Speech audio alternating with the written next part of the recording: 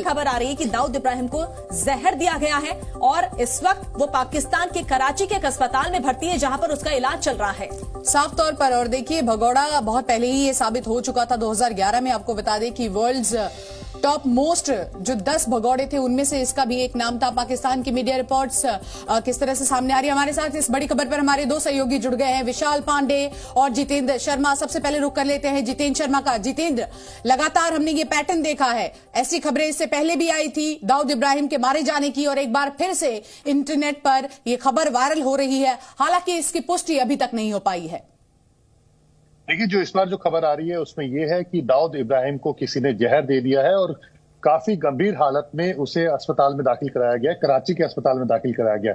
इससे पहले जो खबर आई थी दाऊद इब्राहिम को लेकर के वो ये आई थी कि उसकी किडनी फेल हो गई है और उसकी हालत काफी खराब हो चुकी है और वो उसकी कभी भी जान जा सकती है। लेकिन दोनों में फर्क इस बार ये है क्योंकि पिछले कुछ दिनों में जिस तरह से हम देख रहे हैं कि पाकिस्तान के अंदर एक के बाद एक जो भारत के जो दुश्मन है, जो आतंकी हैं, जो भारत में कहीं ना कहीं आतंकी वारदात में, बड़ी आतंकी वारदात में शामिल रहे हैं और जिसका डोजियर भारत लगातार पाकिस्तान को देता रहा है लेकिन उन्होंने कोई कार्रवाई नहीं की है, उन सभी को धीरे धीरे अज्ञात हमलावरों ने मार दिया है। और उसी कड़ी में अब दाऊद इब्राहिम का नाम निकल करके सामने आ रहा है। उसको जहर दे दिया है किसी व्यक्ति ने और उसके बाद गंभीर हालत में उसे अस्पताल दाखिल कराया गया है। ये जो घटना है जो है ये कल सवेरे की बताई जा रही है। उसके बाद उसे अस्पताल में दाखिल कराया गया है और अभी भी हालत उसकी काफी नाजुक है। जो जानकारी मिली है, कराची के एक पॉश अस्पताल में यानी कि बड़े अस्पताल में उसे दाखिल कराया गया है।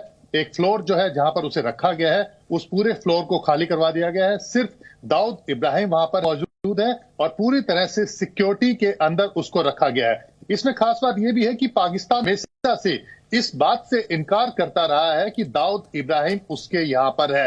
हालांकि जब 2015 में भारत सरकार ने सबूत दिए थे पाकिस्तान को तो उस समय उसने कहा था कि जरूर कार्रवाई करेगा, लेकिन उसने उन सभी सबूतों को मानने से इनकार कर दिया था। और इसी तरह से उसके बाद बिल्कुल पाकिस्तान ये कहता तो है कि वो कार्रवाई करेगा। एक बार विशाल का रुख कर लेते हैं। विशाल, जिस तरह से हमेशा पाकिस्तान का नाम आता आया है कि किस तरह से पाकिस्तान दाऊद इब्राहिम को संरक्षण दे रहा है, उसका सपोर्ट कर रहा है, लेकिन अब जिस तरह से खबर आई है कि उसे पाकिस्तान के एक अस्पताल में भर्ती किया गया है, उसे जहर देने की कोशिश की गई। अब इस खबर के आने के बाद हालांकि पुष्टि नहीं हुई है लेकिन भारतीय सुरक्षा एजेंसियां भी अलर्ट हो गई होंगी।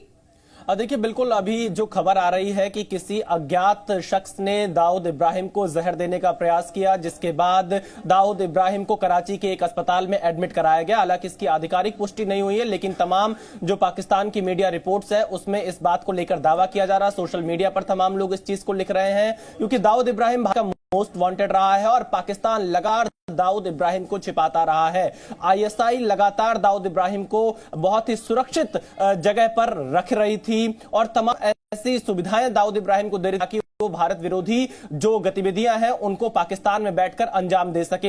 हालांकि पाकिस्तान कभी भी दाऊद पर कार्रवाई नहीं करता था। भारत ने तमाम डोजियर सौंपे, न सिर्फ दाऊद के बल्कि अन्य जो आतंकवादी हैं जो भारत विरोधी गतिविधियों में शामिल रहते हैं। लेकिन अब ये जो खबर आ रही है, जैसा हमारे सहयोगी जितेंद्र जी बता रहे थे, तमाम वो आतंकवादी जो भारत विरोधी गतिविधियों में शामिल थे, इन दिनों पाकिस्तान में अज्ञात हमलावरों के द्वारा उनकी मौत होती हुई दिखाई दे रही है। अब इसी कड़ी में दाऊद इब्राहिम को जहर देने का प्रयास किया गया है। अभी दाऊद इब्राहिम की एग्जैक्ट स्थिति क्या है, इस पर और ज्यादा जानकारी का इंतजार है क्योंकि अभी कोई आधिकारिक पुष्टि इस बात की नहीं हो पाई है। लेकिन जो खबरें मिल रही हैं, जो सूत्र बता रहे हैं, तमाम सोशल मीडिया पर जो खबरें डाली जा रही हैं, उससे यह पता चल रहा है कि दाऊद इब्राहिम को जहर दिया गया है कराची में, क्योंकि कराची में लंबे समय से दाऊद इब्राहिम छिपा हुआ था। और फिलहाल अभी देखना यह है कि इस पर और आगे का अपडेट क्या मिलता है। लेकिन पाकिस्तान में कई जगह इंटरनेट बंद होने की भी खबरें सामने आ रही है क्योंकि पाकिस्तान ये छिपाना चाहता है। पाकिस्तान ये दुनिया को